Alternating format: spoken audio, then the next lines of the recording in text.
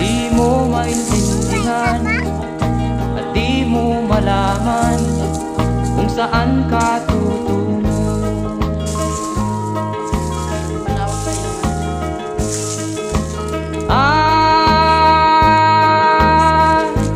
Kung nakamit mo na ang pangarap,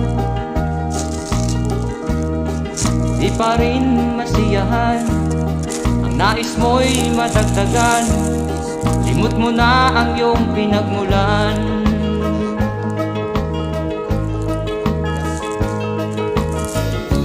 Bakit nga ba